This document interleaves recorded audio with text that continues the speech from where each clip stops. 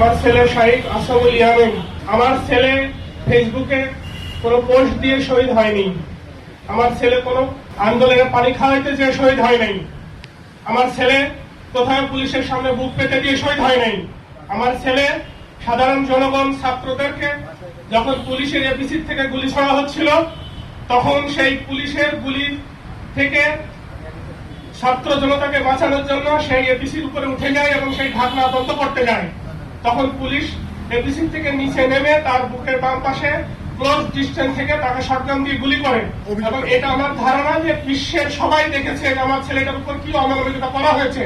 আর আজকে এই ফাউন্ডেশনের এক বেয়াদব আমাকে বলেছে সহাট ওয়াকার, সে কিসে আমরা বলেছি শহীদ ফাউন্ডেশনের শহীদ ফ্যামিলির বাইরে কেউ থাকতে পারবে না, কারণ এখন যে স্নিগ্ধ সিও ছিল সে শহীদ ফ্যামিলির, আমাদের কোনো আপত্তি ছিল না, আমাদের কারোর সাথে কোনো আলাপ না করে আমরা এখানে যারা সবাই আছি আমরা জেনারেল মেম্বার হিসেবে আমাদেরকে রাখা হয়েছে। আর এটা জাস্ট আমাদেরকে দেওয়ার জন্য আমাদেরকে ডেকে আনা হয়েছে যে আমরা সিও উনি পদত্যাগ করছে, আমরা একটা সিও দিয়েছি, সেই সিওর সাথে শহীদ ফ্যামিলি বা ওনার শহীদ ফ্যামিলির কোনো সম্পর্ক নাই। তাহলে ওনার যদি কোনো আবেগ না থাকে, ওনার যদি শহীদ পরিবারদের প্রতি কোনো দরদ না থাকে, তাহলে ওনার কাছে আমরা কি যে বলবো?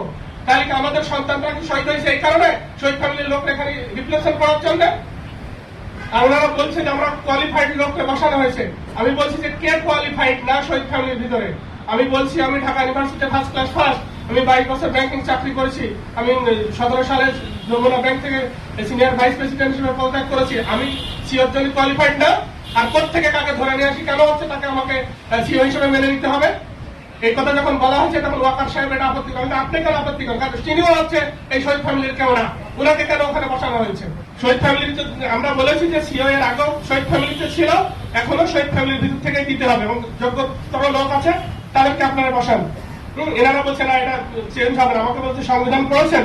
আমি বলছি যে বাংলাদেশের সংবিধান যেখানে আমাদের ছেলেদের রক্তের বিনিময়ে চেঞ্জ করতেছি, আপনার ফাউন্ডেশনের সংবিধান চেঞ্জ করা হবে যে ফাউন্ডেশনের সবসময় সিও শহীদ ফ্যামিলির থেকে আসবে, নাহলে তো আমাদের কথা। এবং আমি সাধারণ মেম্বার হিসেবে বিভিন্ন শহীদ ফ্যামিলির সাথে যখন কথা বলেছি, তখন এখানকার যারা সহযোগিতামূলক তাদের আচরণ পায় না, প্রফেশনাল আচরণ পায় না। পাবে থেকে কেউ তো ওখানে শহীদ ফ্যামিলির কেউ নাই।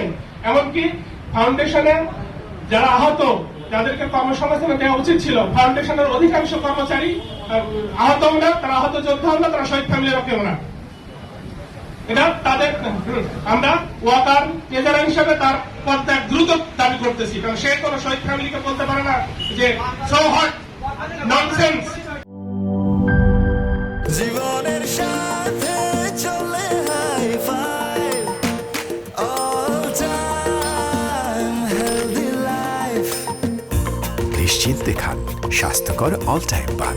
All time healthy life.